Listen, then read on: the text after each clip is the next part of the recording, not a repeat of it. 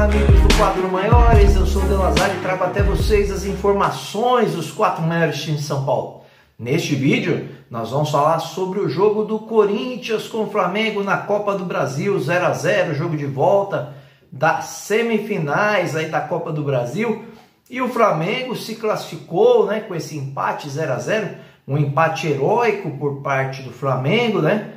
E seria um empate com sabor de derrota para o Corinthians, né? O Corinthians vinha de 12 eliminações seguidas dos seus adversários quando decidia a Copa do Brasil na Neoquímica Arena, mas dessa vez a história foi diferente. O Flamengo se superou e conseguiu segurar o 0 a 0. O Flamengo que tinha vantagem de um gol do primeiro jogo que aconteceu no Maracanã, né?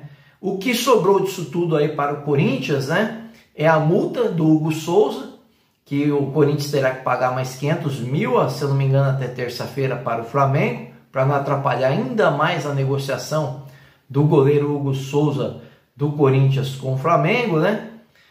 E o que sobrou aí de saldo é que o Corinthians chegou até a semifinal de uma competição importante, que dá uma premiação muito boa, né? Inclusive agora o Flamengo já garantiu pelo menos mais 31 milhões de reais dessa competição, com essa classificação, assim como o Atlético Mineiro, né? O campeão vai levar aí 70 milhões de reais e o Flamengo fará essa final com o Atlético Mineiro agora pela Copa do Brasil. Mas a pergunta que eu fiz aqui é o que faltou ao Corinthians, né, para superar o Flamengo nesse jogo.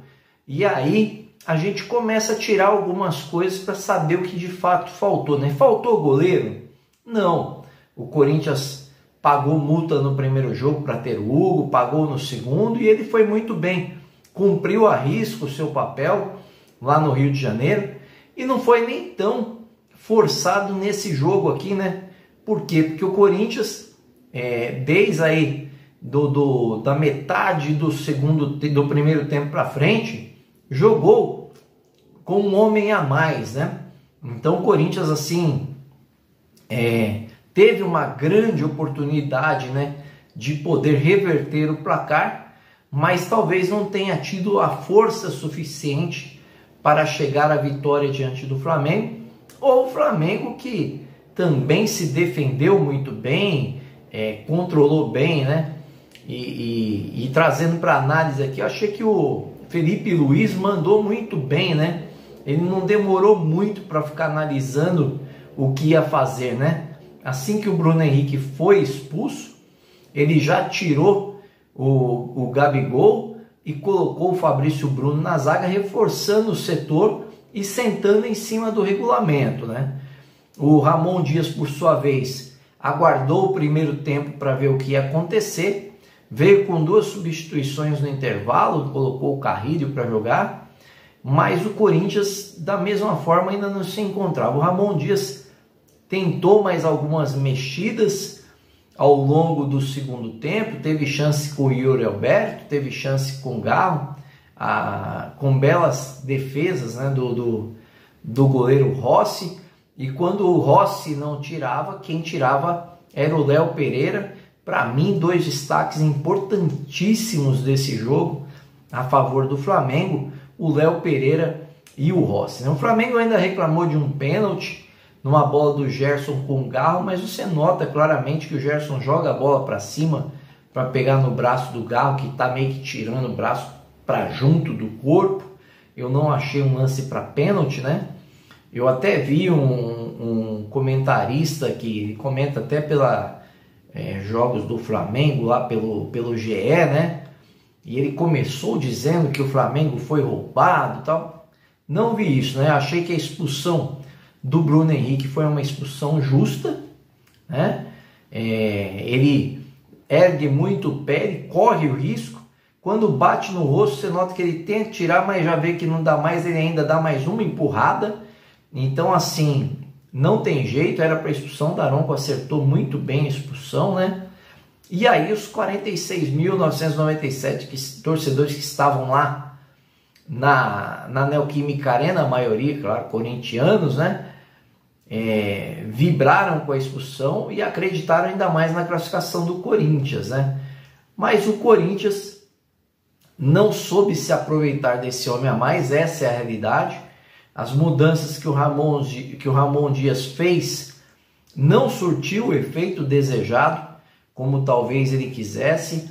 Mais para o fim do jogo ele ainda entrou com o Coronado, entrou com o Giovani, né? Tirou o Mateuzinho da lateral direita, ou seja, ele avançou o que poderia avançar o time.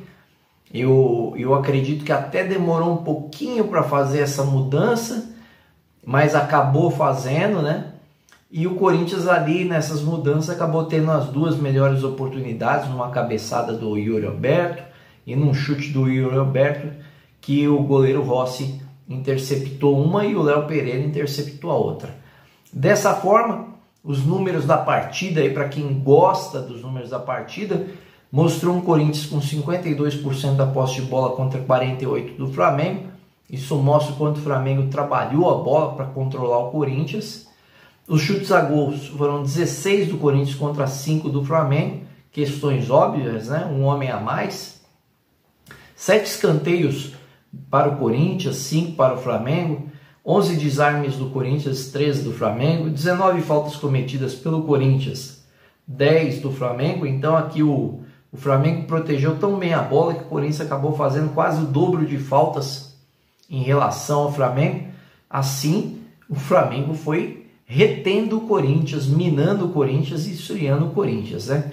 Foram 3 cartões amarelos para cada lado, com um cartão vermelho. No fim das contas, gente, o que eu vejo é que não faltou vontade do Corinthians em chegar ao resultado, não faltou mexidas por parte do treinador, né? Não faltou esforço da diretoria em termos de pagar a multa para que o Hugo jogasse, para ter um goleiro de grande nível na partida, mas talvez tenha faltado Memphis Depay, né? Para mim, porque é um jogador que desequilibra, que faz muita diferença ali do meio campo para o ataque, mas aí foram as questões, né, de falta de documentação por um dia, um atraso de um dia, fez com que o jogador não pudesse ser inscrito na competição, atrapalhando o Corinthians. Eu achei que foi o que faltou em relação ao jogo que fez com o Atlético Paranaense, foi esse jogador que será de suma importância